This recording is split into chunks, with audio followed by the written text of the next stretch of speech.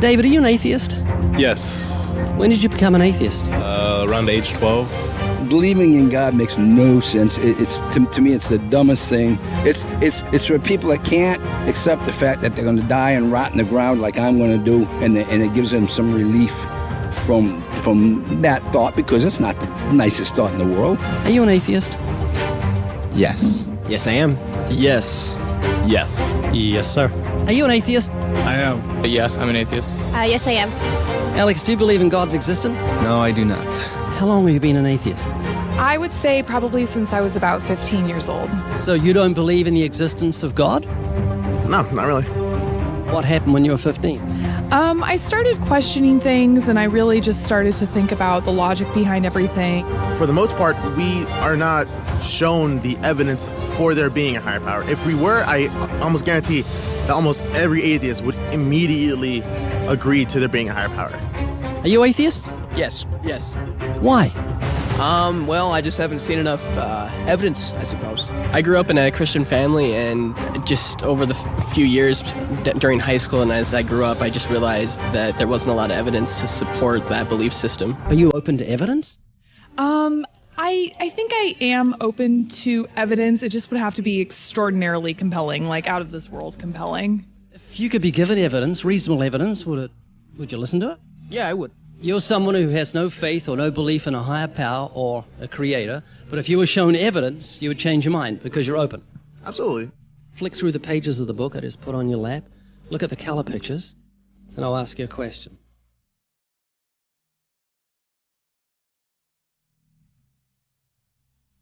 Do you believe that book could happen by accident, that nothing produced the color pictures in the book, that red, orange, yellow, green, blue, indigo, violet ink fell from the sky and formed itself into those beautiful pictures, and then black ink fell from the sky, or from nowhere, and formed itself into coherent words and sentences, capitals and periods and commas, making sense, page numbers fell from the sky, all in order, and then it bound itself and formed itself into a cover with artwork, and there we have a book.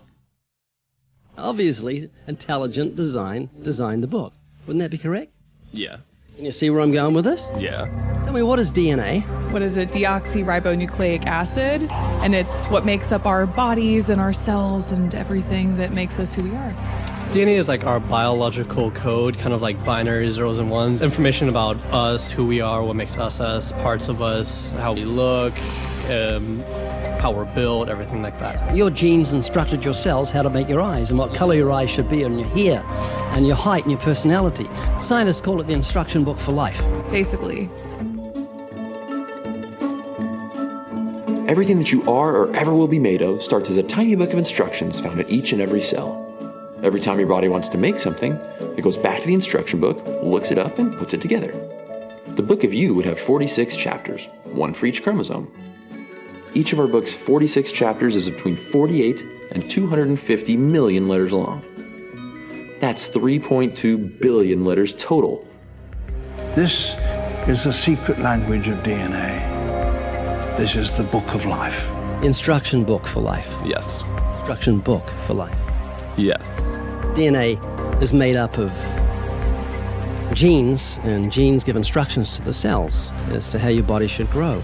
Did you know that those instructions, the instruction book of your DNA, just your DNA, was laid out end for end, would go to the sun and back a number of times? That book of instructions is so comprehensive. DNA is the genetic information encoded in the cell of every living thing that instructs our cells how to grow and how to function. It's our genes that determine whether our skin will be dark or light, have brown or blue eyes, or red or green or yellow, have red hair, be brunette or blonde, be tall or not so tall, or the color of our feathers if we're a bird. Whether we're humans, fish, animals, insects, or plant life, the way our bodies look and operate has all been pre-written in the amazing book of our DNA. What do you think of the mentality of someone who believes a book fell together without a bookmaker? Well, they would be crazy. Do you think a book could make itself? No, I don't. Of course not. No. Utterly impossible. Yes. If anything can happen by accident. I mean, from nothing. Couldn't happen, could it? I don't think so. It'd be impossible. It would be like saying an explosion caused everything that makes a 747 airplane to all just come together by accident without some intelligent thought behind it. That's a good point. Do you believe DNA happened by accident? No, I think that it developed over the course of many, many millennia of evolution and development. DNA exists in every living thing. Its origins don't matter. The fact that there is intelligent information tells us there must be an intelligent designer. Is this making you think? It is, and I do think about it from time to time. It's just, yeah, it's complicated, definitely. Well, DNA's complicated, but the point I'm trying to make is very simple. Book designer or bookmaker, DNA, intelligent designer. God. Does that make sense? Yes. You an atheist? I am. What would you think of the mentality of someone who thought a physical book could make itself? I think they'd be silly. Of course it can't make itself. What would you think of the mentality of someone who believed the instruction book for life, DNA, made itself? I think it'd be silly as well. It would need investigation. That's atheism. Absolutely. And what would you think of the intelligence of someone who believed the instruction book for life made itself? Low intelligence level. DNA happened by accident? Probably not too smart. DNA couldn't make itself. It's impossible. Does that make sense? Yes. Is this making you think? Yes. And what would you think of the person who believed that DNA, the instruction book for life, happened by accident? Because we're not just talking about human beings, we're talking about every form of life. Fleas, cats, dogs, elephants, cows, horses, trees, plants, everything has DNA, the instruction book for life, which makes the book in your hand just seem feeble compared to the infinite intelligence that must have put the instruction book for life together. Can you see what I'm saying? Yeah. Do you believe DNA happened by accident? I believe it could. Explain it to me, how a program could make itself out of nothing on how to make a human eye, giraffe size, elephant size, cats, dogs, puppies, flowers, birds, trees. Every living thing has DNA that's so complex, it's mind-boggling. It must have been a genius beyond any human reasoning that put it together. And to say it happened by chance is infinitely sillier than saying a physical book happened by chance. All I'm doing is reasoning with you. I'm not arguing. I don't want to win an argument. I'm just saying I want you to concede something that's absolute common sense. You're an atheist, so you believe the scientific impossibility that nothing created everything. I mean, it can't be nothing. We all have to start from some point. I wouldn't say nothing created it. There had to be something there in the beginning. You like Richard Dawkins, don't you?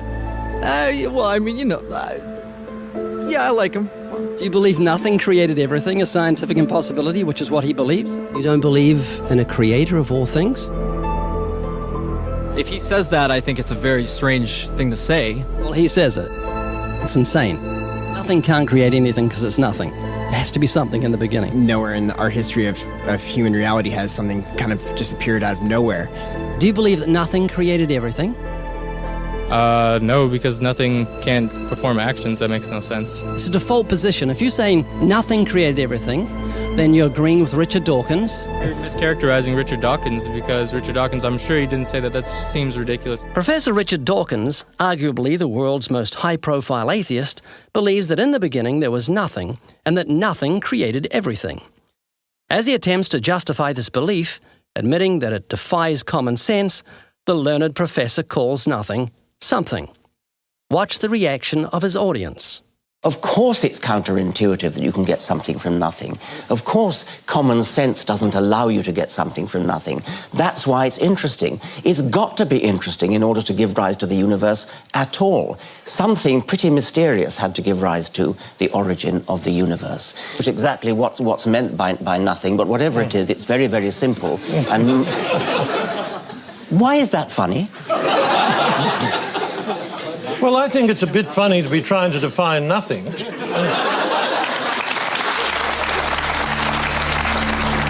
Richard Dawkins, I'm sure he didn't say that. That seems ridiculous. The audience reaction confused the normally eloquent professor because he's not used to being the object of laughter. What he didn't realize was he was talking to people who were endowed by their creator with the virtue of common sense. This was just another case where the emperor has no clothes. Someone should tell this man who has deceived millions, "You're talking foolishness." Is that what you believe? I mean, it can't be nothing. We all have to start from some point. But there has to be something that created everything. You just wasn't God. Is that what you're saying? Yeah. It's just evolution, how things became from one organism into many. But that doesn't solve your dilemma of the initial cause.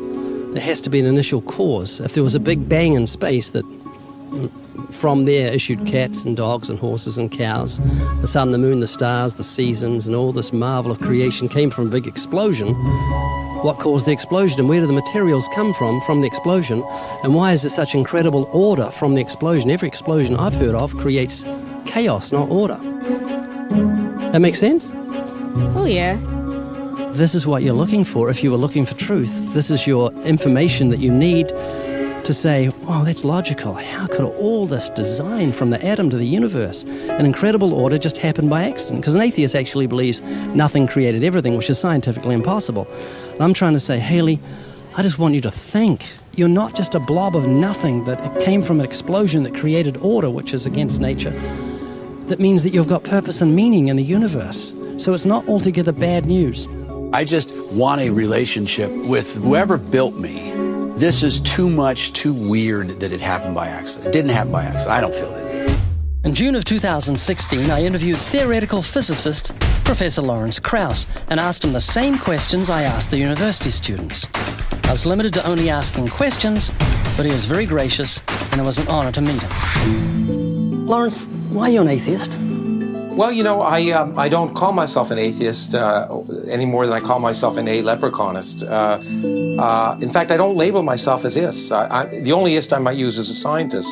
And that's really important to me because as a scientist, I don't accept things without evidence. And there's certainly no evidence for God. And all the stories about the different gods, as there have been thousands of them, all seem equally ridiculous. There's millions.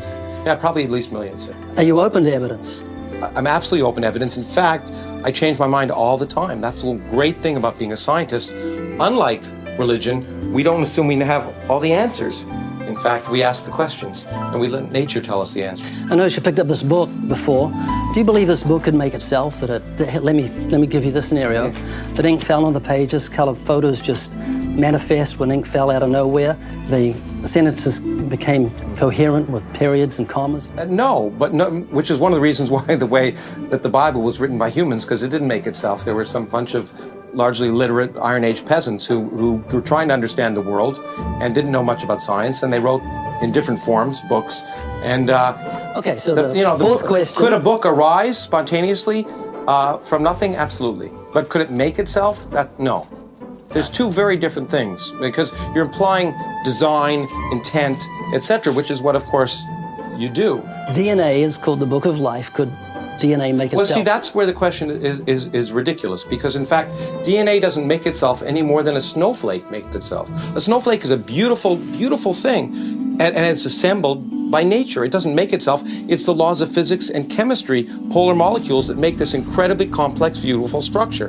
Now, the same thing with DNA. DNA is an amazing structure, and the laws of physics, chemistry, and ultimately biology, but which derives from that, will in principle explain how DNA first arose. You give me the laws of polar molecules, and I'll give you a snowflake. There's no intent, no grand purpose, no design behind it. Even though they look designed, the illusion of design is an illusion. Natural law does indeed produce complex structures like snowflakes. But the law that produces that kind of complexity is simply the same chemical reaction repeating over and over.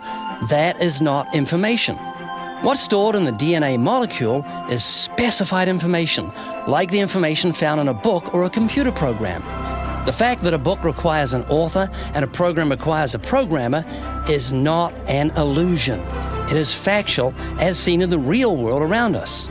It isn't apparent design, it is real design, as any college student can tell you. Do you believe the instruction book for life happened by chance? No. So it couldn't happen by chance, could it? No. So where did the intelligent information to selectively arrange the building blocks of DNA come from? That know-how and forethought does not exist in any of the materials from which life is made, and the laws of nature have no purposeful capacity to write a book or arrange its pages. So where did that specified information come from? Its origin is certainly supernatural.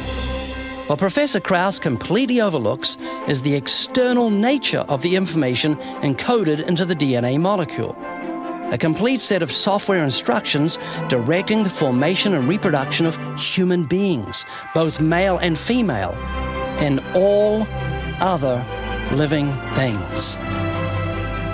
Bill Gates once said, DNA is like a computer software program, but far, far more advanced than any software ever created. Which came first, the chicken or the egg? I'll have to say the chicken. The chicken. What do you think? The chicken. Chicken. Chicken? And what about you? The egg. Egg, okay. Was the egg fertilized? You got me. You got me, ain't no way. Maybe God created the chicken, so then that's how the egg came. You got me, I don't know. I didn't think that far into it, I guess. Maybe most likely the chicken, I would say. So if the chicken came first, it then laid an egg. Okay? Was the egg fertilized?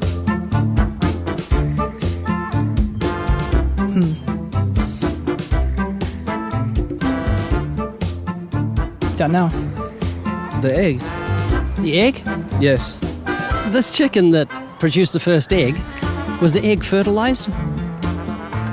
It would have to be. So there's a rooster. So there was a rooster. So there's a rooster and a chicken. Where do they come from? They all came from the stars. You said, we are stardust. Yes. What does that mean? For me, the most astonishing fact is that the molecules that comprise our body are traceable to the crucibles of the centers of stars. And we are not only figuratively, but literally stardust. Okay, so where did you come from? I came from the stars. No, you came from your parents. Obviously I did, yeah. Where did they come from? And they came from their parents. And where did they come from? From their parents. Right back to Adam. Correct. Adam was created by God, and he made male and female, and he made the birds of the air and made them male and female so they could reproduce after their own kind. Okay, explain this to me. If you really believe in evolution, before it had eyes, how did it see? The eyes have to evolve because the thing's evolving from stardust. Correct. So they probably didn't see, they felt. Did it have a brain, or couldn't have had a brain until the brain evolved? So how did it think to look for food, and where did the food come from? And why did the food evolve? And did it have lungs? Do you think the chicken thing, before it evolved into chicken, had lungs?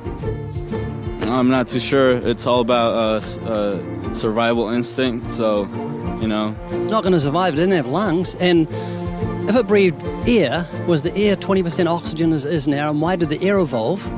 And why did it evolve lungs? And how did it survive before it had lungs? And see before it had eyes, and think before it had a brain, and eat before it had an appetite? It doesn't really make sense when you think about it, because you've got to translate that to elephants, horses, cats, cows, human beings. Every living thing apparently evolved from stars had to evolve eyes and ears and a mouth and a nose and lungs and heart and kidneys. Let's go back to something more simple regarding that first chicken that came from the stars. Which came first in the chicken? Was it its blood, or its heart, or its blood vessels? Which evolved first? I do not know the answer. Well, if it was the heart, why did the heart evolve when there was no blood? If it was the blood, why did the blood evolve when there was no heart to pump it around? If there are no blood vessels, how did the blood get around the body of the chicken to keep it alive if there's no heart to pump it? I've always had the doubt